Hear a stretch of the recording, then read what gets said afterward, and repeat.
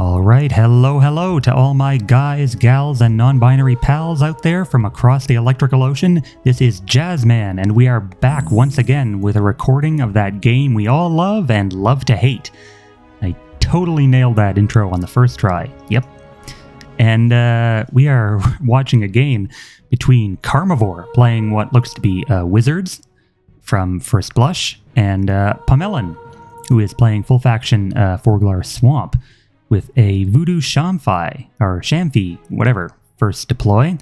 Shoutouts to Booza, by the way, if you're watching. And we've got, so we're playing on shores. Or watching, I should say, game on shores. So this will probably end up being a long game. And unfortunately, I did not come prepared with a story today. So you might have a few more lulls than normal in this commentary. Apologies in advance. Shores is just one of those maps that's everyone hates it because there's really, like, in my opinion at least, the map is terrible because there's really no incentive to go aggressive at all. There's no middle font. There's no real positional advantage gain from controlling this area here. So you're basically forced to clump up all your forces around your font on your side, or on your designated side of the map, and kind of just stare at each other for 50 turns until one of you finally works up the balls to engage. And, well, that's usually how 90% of games on shores go. Hopefully this game will be the one to break the trend. But it's looking to be aquatics, or I guess semi-aquatics, more appropriately, here for Pomelon. And Circadian Chronologist, I don't usually see this rune in play. I think it's pretty good. Sort of like a replacement to the Angel, the FS Angel. It's got Nora Barrier, some AP, pseudo-AP gen, I guess you could say, with Swap. And then actual AP gen with Hydrate. And then Ripples to get all these abilities off cooldown faster. Sharing a few of those abilities with Angel. And of course, it doesn't have the healing capabilities. But I'd say, in general, it's pretty decent support for the archetype it belongs to. Nora Barrier, of course, very useful when you have stuff like Voodoo Shamfi, who's prone to taking a lot of hits, and could potentially regen you a lot of Nora. The way I usually like to use Nora Shield is with the cheaper champions, actually. Stuff like Shock Pomfret and Razorfin Slider, stuff that's already really efficient. But with Nora Shield, it gets to the point where you can basically just throw it in, Nora Shield on, get a hit or two off, and then get most of its cost refunded for free. And then Ripples, of course, bringing the shield off cooldown that much faster. But usually people will play the Piranids instead, rather than the actual, the Beast Aquatics. Of course, Piranids themselves are beasts in the other sense. They're extremely terrifying to have to face down an army of these things. They can just do so much damage with all the stuff like Undertow and, Flood, the relocation and the AP, as I've said, that FS has access to. You can get to some really scary positions versus these things. And I mean, look at the price as well. 66 Nora for basically what's going to be 22 damage or 21 damage at some point. That Enrage proc plus Life Siphon. So you pretty much have to one-round these things. On Karmavore's side, meanwhile, we've got Elven Tender, as well as Oculi Slag splitting itself up. Likely going to be healed with this Elven Tender. And these are all wizards, so definitely a wizard deck. And Karma looking to be fairly, I would say, safe position. I mean, can't really expect the Piranha to sort of just run in and tangle with all these champions, but it does seem like Pomelon is going to be a little more aggressive than you'd expect on shores. Piranha will have access to water thanks to the Shamfi. And currently the Garu is only at 9 damage, so we do see the Nora Shield going down onto that Piranha, so it's probably why he did end up throwing it in. With that price, with that shield on there to recoup his Nora cost. And there's really no way Garu Chosen, as it is, can 1v1 that Piranha, even if he were to attack from range to avoid the reflexes. So if Karma does end up getting a kill here or some damage, then Pomelon will be refunded quite a bit of Nora from that Nora shield. The thing is, like, at this point in the game, the Nora shield might actually not be the best option might have not been the best option for him, simply because losing that Piranid this early will lead to a severely negative positional disadvantage for him, since, I mean, you never really want to just throw away a champion. Even if you can get a refund through Nora shield like that, you basically want to keep as many champions on the board early as possible, and just, you know, throwing one away for really no other reason than to be aggressive for aggressiveness' sake is not really advisable. So we see the banner going down. Karmavore maybe going to bite the bullet and go for a kill here. He's going to get 11 from the slag. This one, unfortunately, out of attack range. Now, it's worth noting that Nora Shield, this is Nora Shield rank 2, by the way, so it will be Nora Shielded not just for this this turn of Karmavore's, but for his following turn as well. So even if he doesn't get a kill here, he will still have to deal with the Nora Shield refund on his next turn. But Chain Fei swapping itself in, not quite in range of Magic Turret. Potentially a miscount there, sort of exposing the Chain Fei when it's not really necessary, although Chain Fei can't really get hit by any of these other champions. So Karmavore just going to hit once, probably wisely, and retreat away from that Piranid, realizing that it's not really in his best interest to go for a kill at this point. And just sitting back, letting that Piranid contest if it wants. But the inhibited from that Burning Oak Seed definitely going to help later on, since the Life Siphon will be completely nullified thanks to that inhibited. And that Piranid is currently out of attack range. But with the Hydrate that's about to come in, it will get at least one, if it wants, onto that Slag or maybe onto the Garu.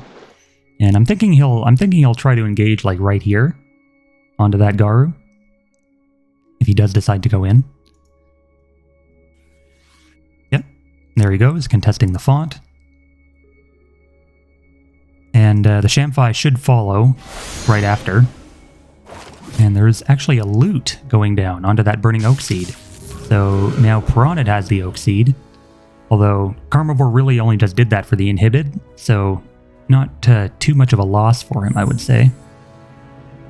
Since the other effects it provides aren't really worth mentioning at this point. So Chosen taking some big damage, but it is still just one hit at the end of the day. And Piranid Tempest coming down, another big nasty fish that Karmavore has got to fillet at some point. Evasive. Now this one, in contrast with the Blood Fiend, who has reflexes, this one is an answer to range with evasive, also having Life Siphon and Berserker. That's sort of the shtick of the Piranid champions. They all have Life Siphon, they all have Berserker.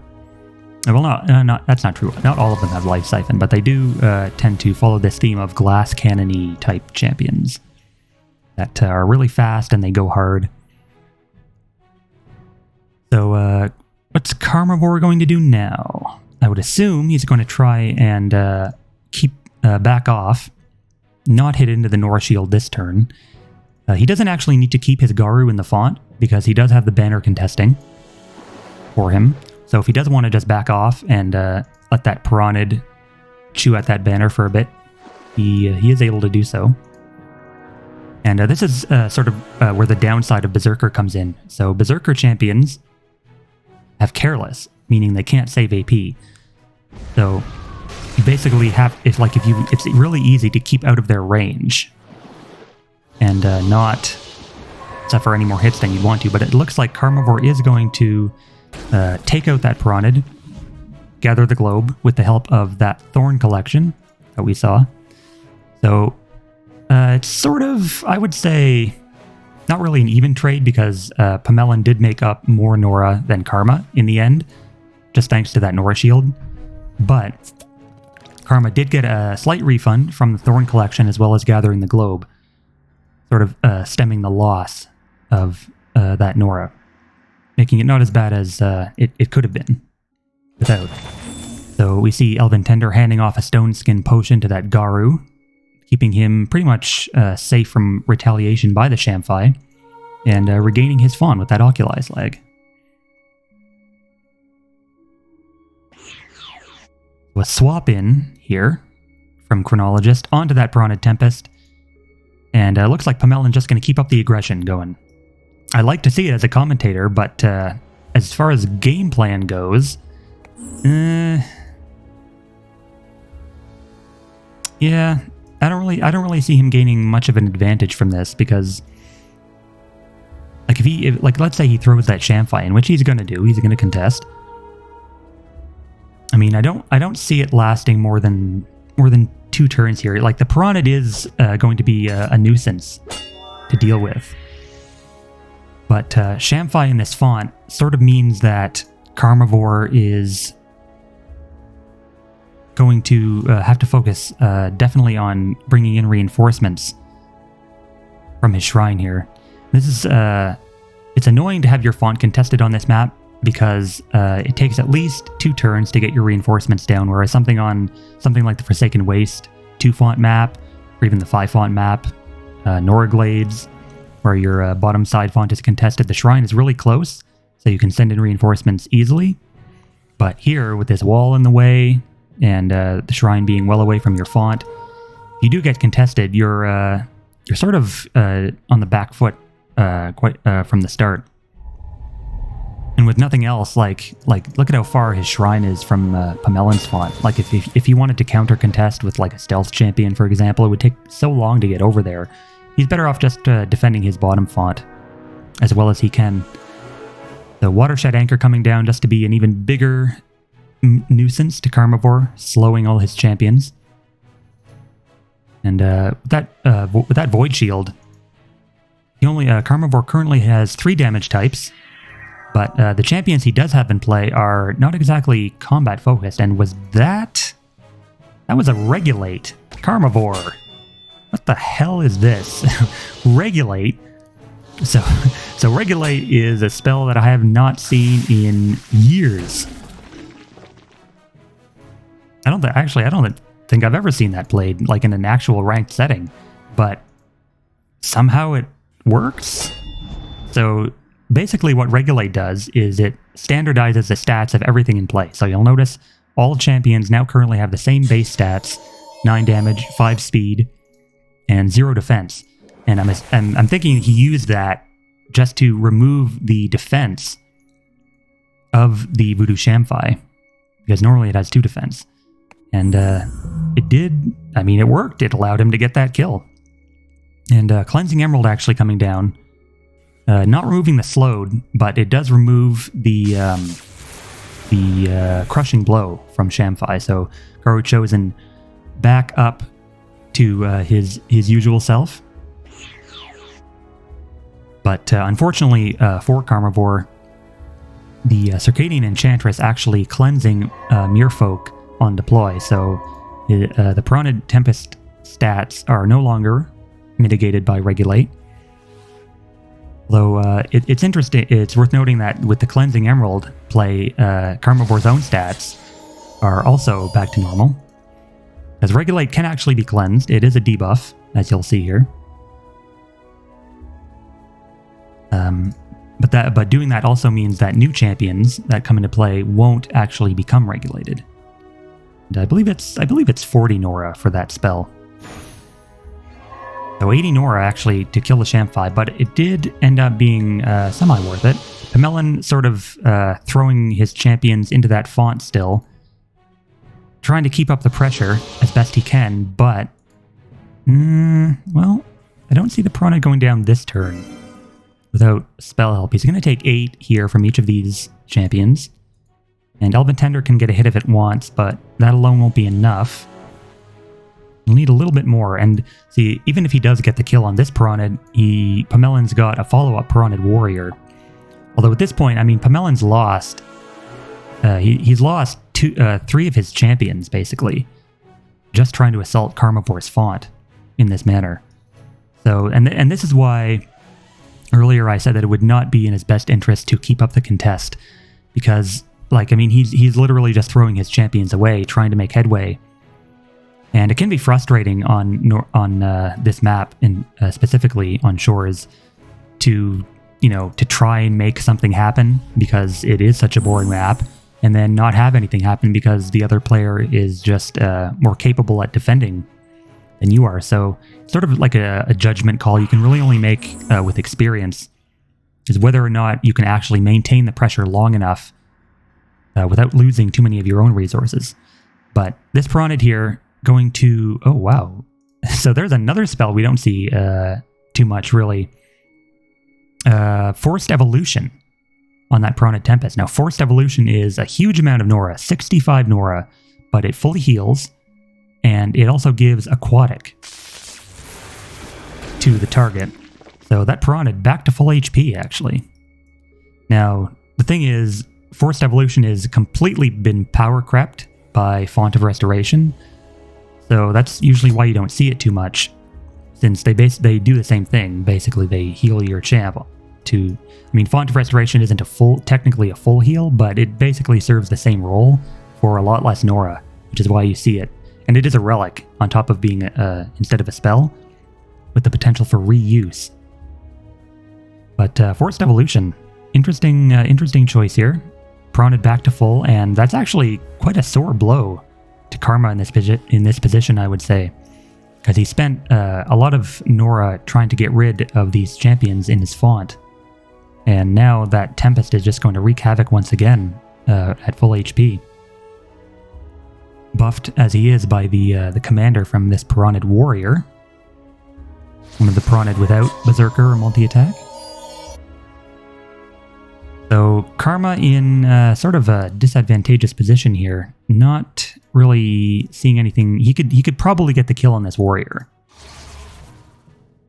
because Magic Nova is not actually part of the attack chain, so he can get a Magic Nova and then get a basic attack. But actually, he's going for the kill on the Tempest, thanks to the Throne of the Circle here. And Oculi Slide can also do the same, so it can get a Magic Nova, which it did, as well as a normal attack. And he'll have 9 here, minus 2, plus evasive 3, or sorry, evasive 2. And that should be enough, plus he'll also take 1 from Scoured. So even if he's a little short. Unfortunately, the Chained Fae cannot get its magic turret off because of that Impenetrable, provided by Premonition here on Enchantress. So he actually swapped the Tender out of range. I'm thinking he forgot about Impenetrable there. So actually this Piranid will not be going down without additional spells this turn. And Karmavore has had his font contested for a while, so he probably won't have the Nora to deploy anymore, or to play any more spells. We actually see him transfiguring to get his avatar into the fight, being behind as he is on champions. And unfortunately, the balance will not be enough to kill the Piranid, but these resistances, I don't see it saving the Garu. I'm pretty sure the Garu is definitely going to go down, maybe the Slag as well, because Tempest can hit twice onto that Garu, heal itself up by 18, and then the Piranid Warrior can get a double hit onto that Slag, thanks to Brutality.